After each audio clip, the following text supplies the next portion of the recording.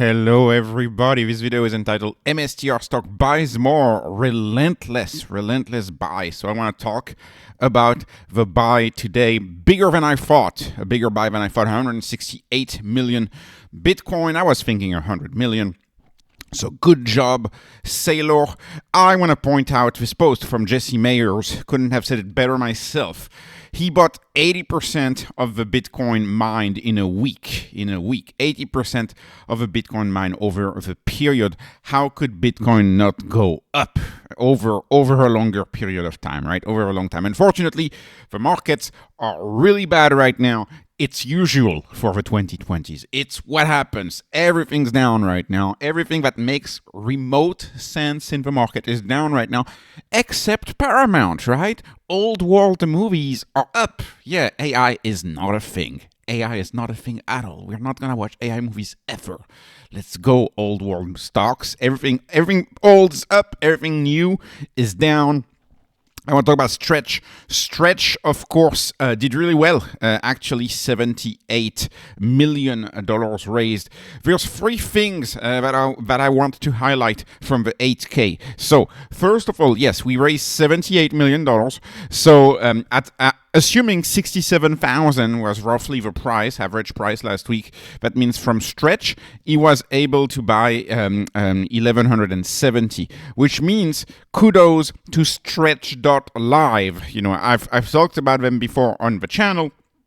Stretch.live had predicted 1,200. They bought 1,170 with the Stretch ATM. So the methodology of Stretch.live is pretty good. It's pretty accurate. So Stretch.live might be a link to bookmark. Also, isn't it absolutely amazing how we can follow MSTR day after day? Every day we can follow it. You know, most companies report quarterly. Well, all companies in the US, right, report quarterly, and we get an update quarterly. That's not the case with strategy. With strategy, we get an update daily, or even minute by minute, if you want to be even more accurate. In a trading day, minute by minute, we get an update on how well the stock is doing. That's the power of this stock. The over 90 million from that buy came from the common ATM. Of course, I love that he used the common ATM. Thank you, Saylor, for not listening to the third of people who have not done research for 5 minutes, figuring out why actually selling the common is a good thing. I saw yet again on X people complaining that the converts will be paid by future equity issuance. Excuse me, that was always the plan. That was always the plan. For strategy, dilution is good. Strategy dilutes in order to get bigger. The company gets bigger by diluting. That's how the company grows. And the whole idea is that, you know, to make matters simple, is strategy went from a market cap of $1 billion to 100 billion, right, as of a few months ago, but the stock only did 30 times your money. So you only 30x'd your money, but the stock 100x'd its size. That's the whole idea of actually diluting to grow. You dilute to grow.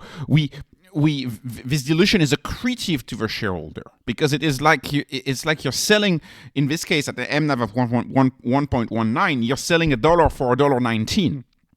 So this is a really good thing. I want him to keep selling at these levels. You know, I want him to equitize the convertible debt. Absolutely, because that's how we make money. That's how the stock works. He's entirely put upside down the ATM methodology of the ATM science. Saylor thinks of finance like an engineer. He doesn't think of finance like a TradFi Wall Street type of folk. Anyways, last point I want to say: does he want to still be selling any of your preferreds? You can see no Strife, no Strike, no Stride. Stream we've entirely forgotten about. I don't even know what happened to Stream at this point. I think it's entirely possible that Saylor wants to do just Stretch going forward. And I can tell you, on this channel, I've praised Strike multiple times on this channel because of that perpetual option embedded within Strike. I can tell you, if I were Saylor, I would not be selling more Strike. Strike is too sweet of a deal. right? And we know he said this exact same thing for the preferreds, for the converts, right? For the converts, he said he said if he had to do it a different way, he wouldn't have not sold the converts. The converts are too sweet, so converts are not going to be sold anymore. My guess is that at least Strike, I don't think he's going to keep selling. Maybe Strife and Stride, maybe. But my guess is that if Saylor had wanted to design a company, it would have been just Stretch and MSTR. The problem is that Saylor has had to go through a learning curve, which companies like, for example, like Strive ASST doesn't have to go through that learning curve. They can just follow the best thing out of the Saylor playbook. So anyways, so happy to see Stretch doing so well. And let me conclude, is Saylor ATMing on the common right now? Well, I hope so. I mean, it would suggest so, right? We're down more than 1.5. We're down almost 5%. Bitcoin is only down 2.5%. So yeah, I hope he's ATM, because Bitcoin is in the gutters yet again. Bitcoin is being dumped again. And of course, today the market opened down. Not good. This is we're entering what, the fourth week of mess in the market, the fourth week of market dysfunction. Again, typical price movement for the market in the 2020s. I don't expect ever this market to not have gray swans after black swans after gray swans after black swan.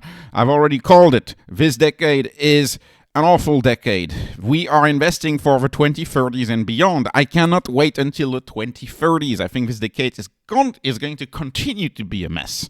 And so that's why with Stretch, we're going to continue to see dislocations, which in my view have nothing to do with Stretch. Dislocation, which have to do with liquidity problems under the hood, right? So Stretch is 99.55. Let's wait for the markets to calm down.